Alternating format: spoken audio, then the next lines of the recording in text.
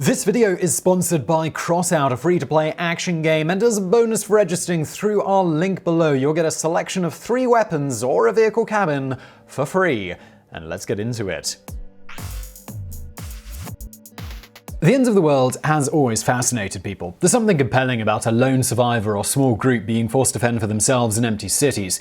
But while these shows and movies always put our heroes in danger, there are a few risks they neglect to mention. Number 10. Fistfights are too dangerous. In countless post-apocalyptic stories, the new world is a rough place where dominance is decided through combat. Men and women will punch one another into submission, unconsciousness, or even death. But that's not the best way to settle things, as fights can lead to injuries that would be incredibly debilitating in a world without doctors. In mixed martial arts, 2 of the most common injuries are broken hands and broken wrists. These injuries happen even though they're professionally trained to punch. When someone breaks their hand or wrist, it can take over 6 weeks to heal and could quite possibly need surgery. After it heals, the effects of broken bones could be felt years later. That's if it's treated by healthcare professionals. Unless another survivor is one, it may never heal properly. A survivor who doesn't have the use of their hands in a world where they have to hunt and scavenge for food is going to be in a lot of trouble. Getting punched in the face would be equally dangerous. With no more dentists, anything that happens to your mouth could be permanent. If a survivor's teeth get knocked out, it could change what the person eats. Not to mention how bad a broken or dislocated jaw could be. It simply comes down to the fact that fistfights become much riskier thanks to the threat of life-threatening injuries. That is, if people fight at all. Because, number 9, humans would work together. An ongoing theme in post-apocalyptic stories is that the biggest danger is other humans. That's how The Walking Dead keeps pushing its story along. Half the people they encounter turn out to be evil. However, this doesn't make sense because humans naturally want to work together. It's part of both our nature and our biology. There are countless stories of people banding together when times are toughest. Yes, there are cases of people doing terrible things as well, but people generally want to help more than they want to hurt. Anytime you look at a disaster, you'll always find more examples of people doing good things and helping others out than you'll find stories of people cheating and exploiting those who are at their worst. So why would the end of the world be any different? Most people would follow their natural desire to band together, like we have done for thousands of years. Number 8. Disease and infections. Survivors better make sure they're all up to date on their vaccinations and shots, because even simple things could kill you. For example, a small cut or even a splinter could lead to tetanus.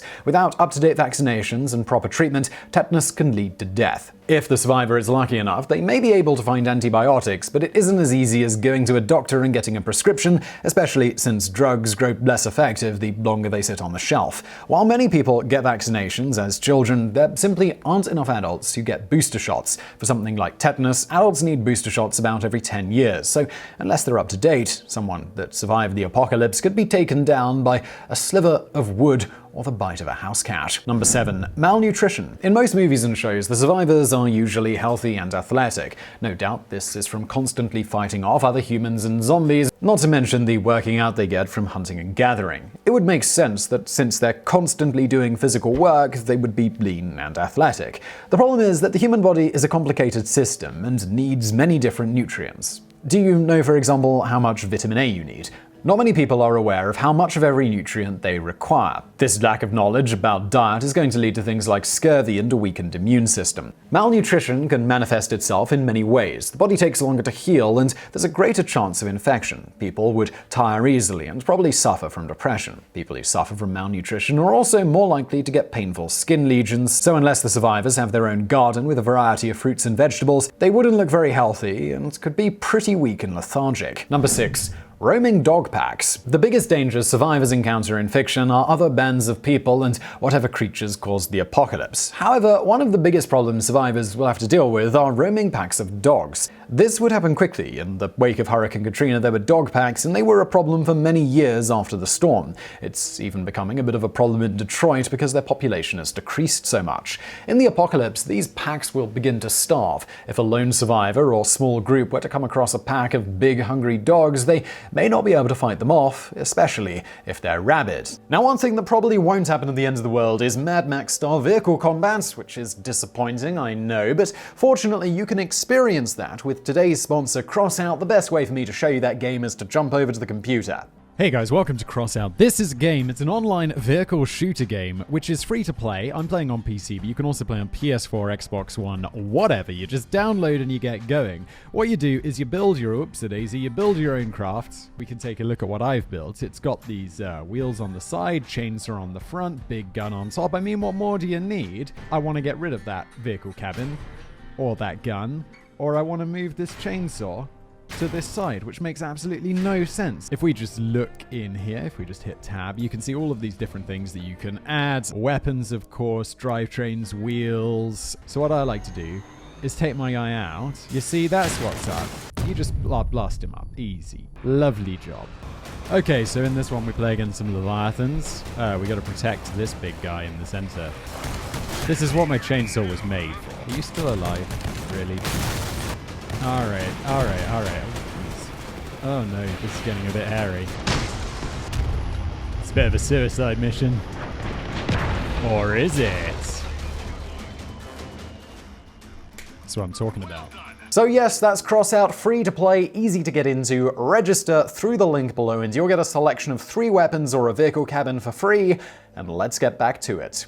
Number 5. Rabid Animals. Rabies makes animals more aggressive before ultimately being fatal. It's passed through saliva, usually via bites, and it's easily passed to humans. Society provides inoculation, but after most of the population is wiped out, the number of wild animals would get larger. Once domestic animals would become wild and have a greater chance of catching rabies.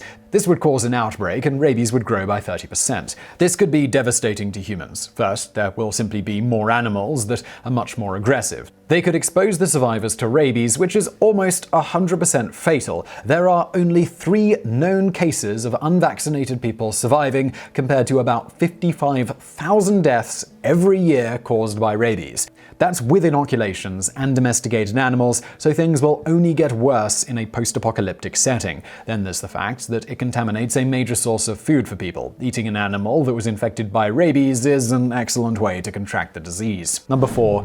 Gas disintegrates. One of the perks of being one of the only people left alive is that you can take any car you want and speed along the empty highways. But you better enjoy it while it lasts, because gas has a short shelf life. Untreated, gas can go bad within 90 to 100 days. Unless more gas is refined, after about 3 months there simply wouldn't be enough gas for cars and generators. Number 3. Many cities would flood. Many Last Man on Earth stories take place in a major city like Los Angeles or New York. While that makes for amazing set pieces, it would be hard to live in a major city because massive flooding would occur if there was no one around to maintain the systems. First would be the flooding of subway tunnels, because subway stations use pumps to push out water. Without someone running the pumps, the New York subway system would fill up within 36 hours. This would cause major flooding on the streets. The fact that many cities are made of concrete and don't have much soil to absorb the water would only make the problem worse. Then sewer systems would flood city streets with raw sewage. Besides raw sewage being full of toxic substances like ammonia, methane, and hydrogen sulfide,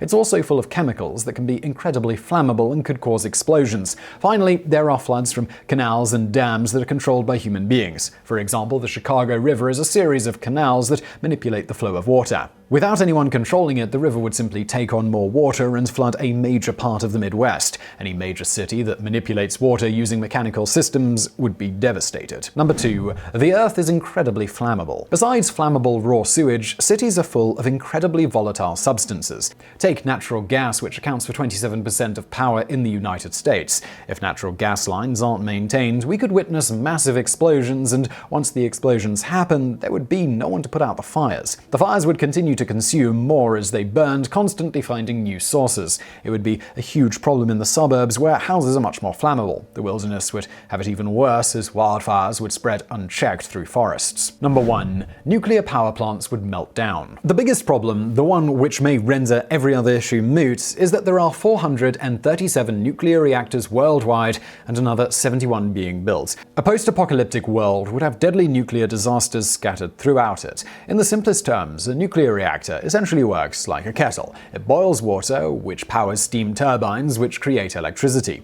The problem is that these reactors need to be constantly watched. If they aren't taken care of, they overheat and create a meltdown. Without anyone taking care of the reactors, after about 10 days, most would start to melt down. Not only would there be nuclear explosions across the world, but radiation would spew into the atmosphere and poisonous clouds would blow across the planet. Many places, especially in North America, parts of Asia, South America, and Europe would simply be uninhabitable. On the plus side, at least the radiation would take care of those rabid animals. So I really hope you found that video interesting. If you did, please do hit that thumbs up button below. Do not forget to subscribe.